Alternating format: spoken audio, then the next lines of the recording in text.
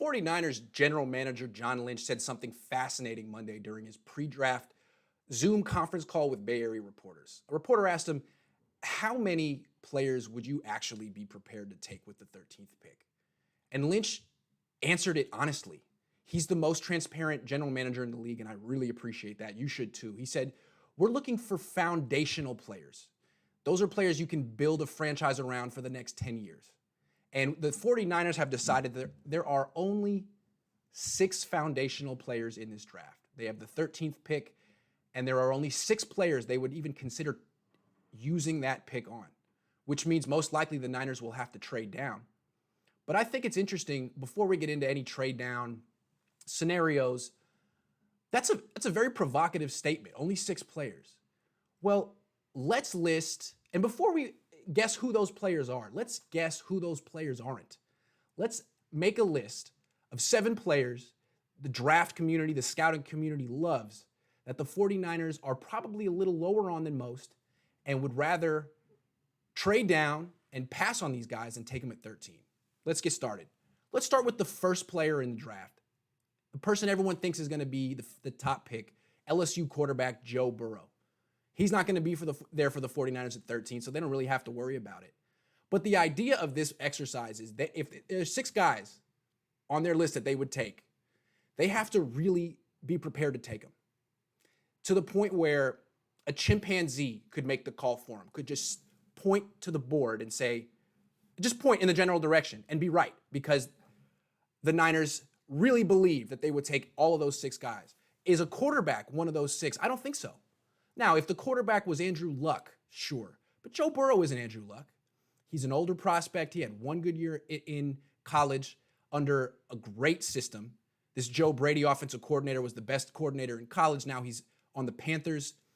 Burrow was also throwing to 2 of the best receivers in the nation in Jamar Chase and Justin Jefferson. He's really good. But physically, is he that much different than Jimmy Garoppolo? No. Does he have a stronger arm than Jimmy? No. Is he more mobile than Jimmy? No. Is he younger than Jimmy and cheaper than Jimmy? Sure.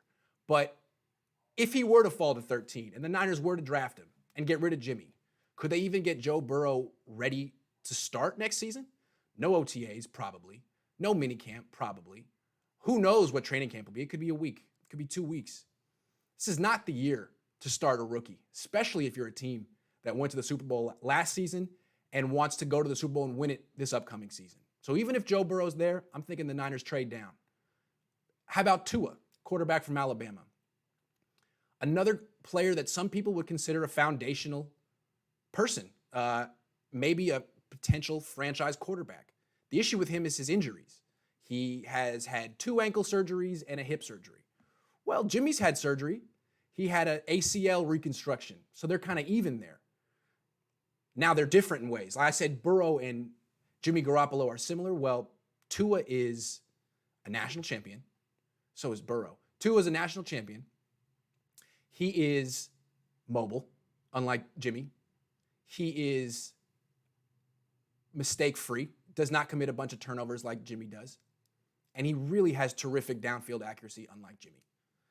Some people compare Tua Tagovailoa to Steve Young. Mike Shanahan won a Super Bowl with Steve Young. It's possible Kyle and Mike, who work together and scout together, look at Tua as the next Steve Young. That's possible. But I don't think it's likely. Again, for the same reason they wouldn't take Joe Burrow.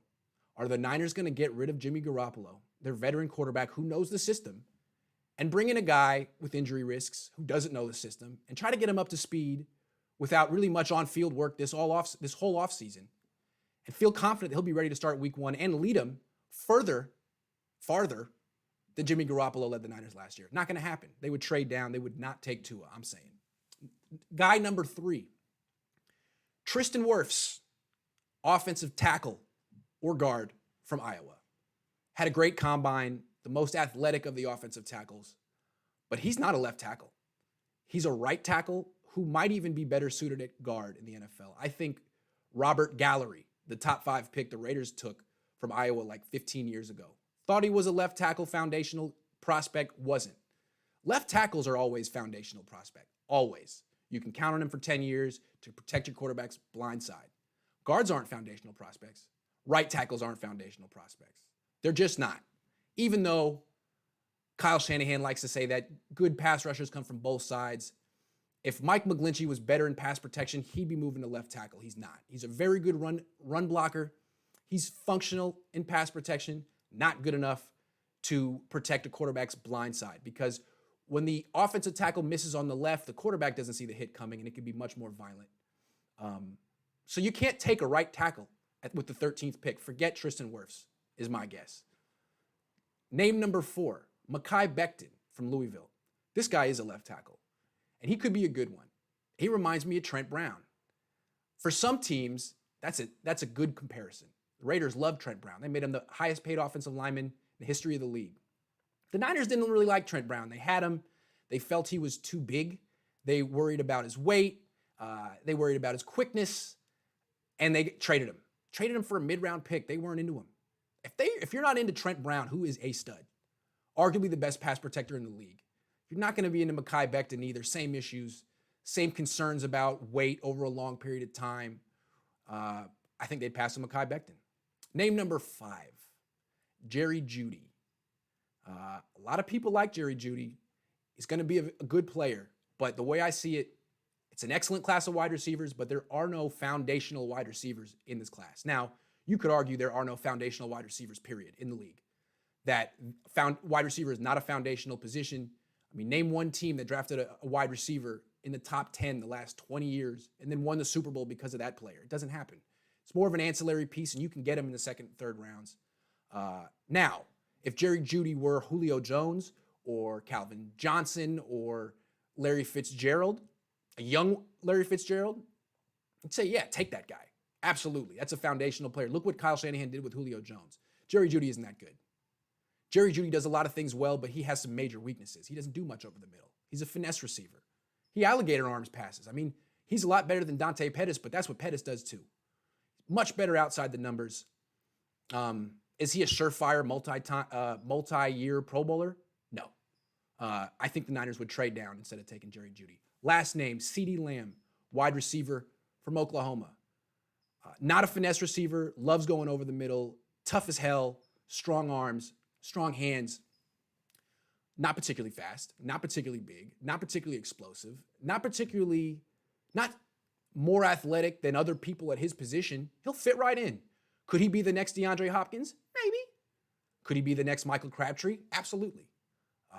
Michael Crabtree was not a foundational player. You don't take Michael Crabtree that high like the Niners did. I don't think the Niners would take CeeDee Lamb. I still believe that in this particular draft, with no Julio Jones available and a ton of depth, the Niners will say, why take Jerry Judy or CeeDee Lamb or even Henry Ruggs with the 13th pick when we can get a long-term left tackle? Or we can trade down 5, 6, 7 spots and get a wide receiver who's just as good. I think that's going through their minds. Those are the 6 players I think the Niners will not take at 13. I'll go through them again. Joe Burrow, Tua Tagovailoa, Tristan Wirfs, Mekhi Becton, Jerry Judy, and CeeDee Lamb.